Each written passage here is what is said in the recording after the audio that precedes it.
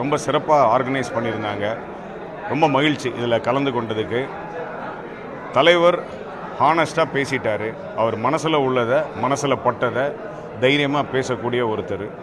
So அதுதான் இப்போ அவர் பதிவு பண்ணியிருக்காரு. குறிப்பாக இந்த நிகழ்ச்சிக்கு வராத திருமாவளவன் பற்றி அவர் கருத்துக்களை முன்வச்சார். அரசியல் அழுத்தம், தற்போது இருக்கிற அரசியல் சூழ்நிலை பார்க்குறாங்க.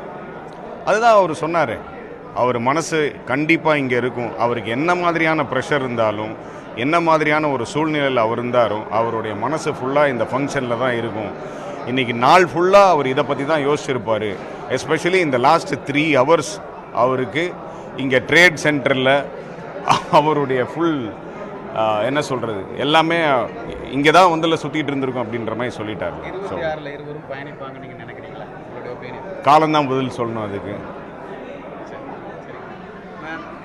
இன்று நிகழ்வு எப்படி பார்க்குறீங்க? இன்றைய நிகழ்வு மிக மகிழ்ச்சி தந்த, நிறைவு தந்த ஒரு நிகழ்ச்சி. ஏன்னா அம்பேத்கருக்கு அவரை பற்றி ஒரு புத்தகத்தை எழுதி, அதுவும் இவ்வளோ அழகான ஒரு புத்தகமாக அது விகடன் கொண்டு வந்து அதுக்கு இவ்வளோ பெரிய விழாவை எடுத்தது ரொம்ப பெரிய சந்தோஷமான விஷயமாக நான் பார்க்குறேன். அதுக்கு அந்த தலைப்பு வச்சுருக்குறாங்க பாருங்கள், எல்லோருக்குமான தலைவர் அப்படின்ற தலைப்பு வச்சுருக்காரு ராதவ அர்ஜுனா. அதுக்காக வேண்டிய அவரை சிறப்பாக பாராட்டணும்னு நான் நினைக்கிறேன். ஏன்னா அம்பேத்கர் அப்படியாகத்தான் புரிந்து கொள்ளப்பட வேணும்னு நான் நினைக்கிறேன். அது மட்டுமல்ல, இன்னும் மற்ற தலைவர்களும் சில பேர் இருக்காங்க. அவங்க எல்லாரும் பொதுவாக தமிழர் வாழ்வுக்கு, இந்தியர்கள் வாழ்வுக்காக பாடுபட்ட தலைவர்கள் தான்.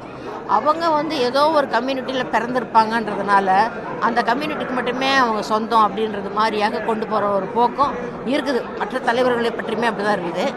அதே தான் அம்பேத்கருக்கும் வாய்ச்சுது.